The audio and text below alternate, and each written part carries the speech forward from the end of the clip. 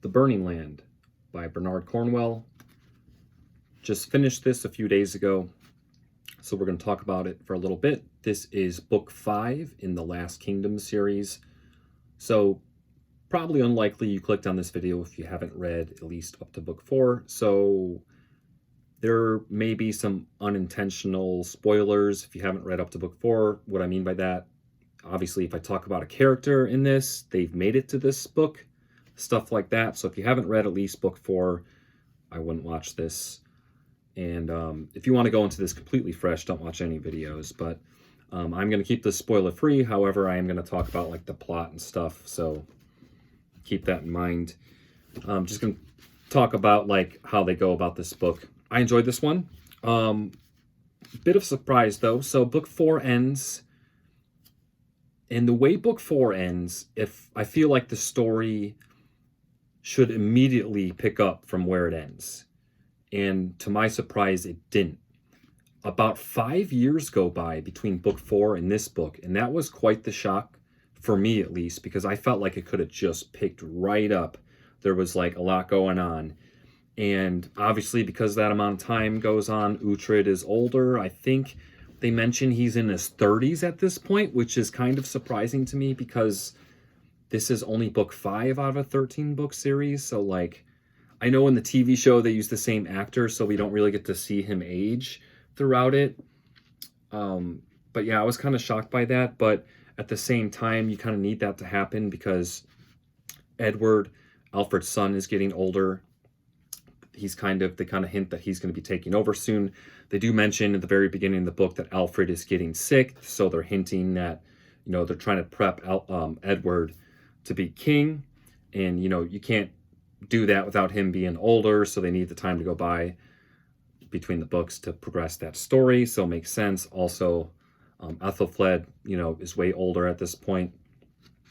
So like it makes sense. So like once I got to reading and the story progressed, I'm like, okay, makes sense. But I was just kind of shocked. I felt like they could have, you know, I don't know, had like a book or two in between like the 4th and 5th book, but they kind of just, you know, let some time go by and continued on from here.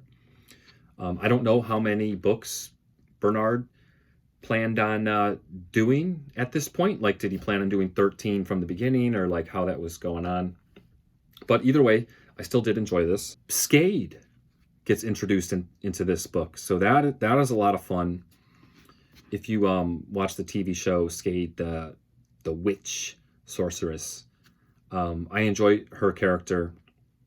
In the books, she pretty much plays the same type of character, the psycho kind of like sorceress, crazy, unpredictable, witchy character that like people are just scared of her because she's going to curse them.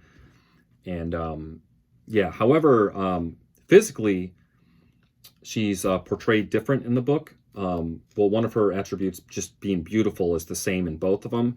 But like in the TV show, she's got like blonde hair, kind of looks like Viking-ish. But in the book, they make it clear that she has like dark hair and always wears like black, but is very pale. So almost like gothic kind of, just like black hair, black everything, and just pale white face, but very beautiful. So it's very different physical appearance in the book than the TV show. But aside from that, everything's just the same. But yeah, Skade's a great character, adds some unpredictableness to the story. And so she gets introduced in this book, which is a lot of fun. So this book does not really start that slow. Like within the first 100 pages, this copy that I have is 378 pages. Within the first 100 pages, you see some battle, which is not necessarily a spoiler because you're always going to see battle in all Last Kingdom books. So you kind of get right to it, which is fun. Of course, you're going to get your politicking, your usual stuff like that. But yeah, you don't have to wait long to see some swords flying. But yeah, they are, I did mention earlier, yeah, they mentioned right away Alfred's sick. They make a strong point prepping Edward. Lots of points in this book and scenes and how they're like trying to prepare Edward to be king.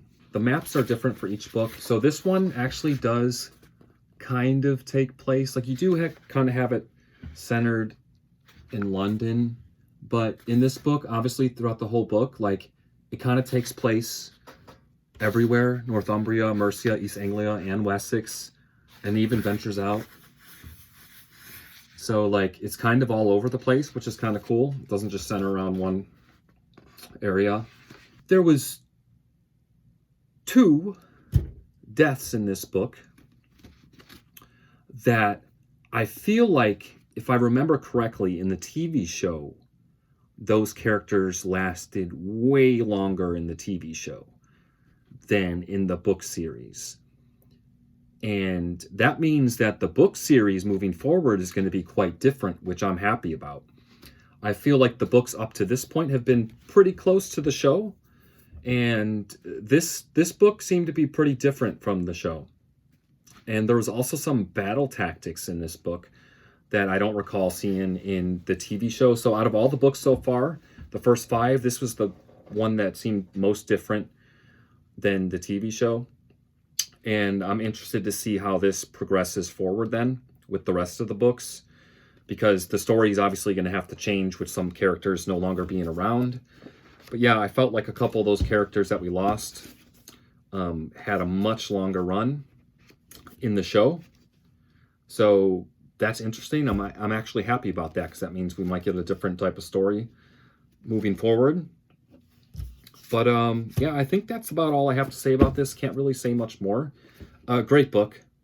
I've been enjoying all the Last Kingdom books so far. I'm excited to keep reading. I'm going to take a break. Not a long break. I am reading one book in between all these. I don't want to read, with the series, at least recently, I like to read a book in between. So I'm going to read a book after this, and then after that book, I'm going to read book 6. Then I'm going to read a different book. Then I'm going to read book 7, and so forth. Just to kind of, so I don't get burnt out, you know what I mean? Even though I do really enjoy these. And also so the books don't just blend together. But yeah, really enjoyed this one. Burning Land, definitely the most different from the TV show. Definitely feel like things are starting to pick up with this one. And yeah, that's about all. The Burning Land by Bernard Cornwell.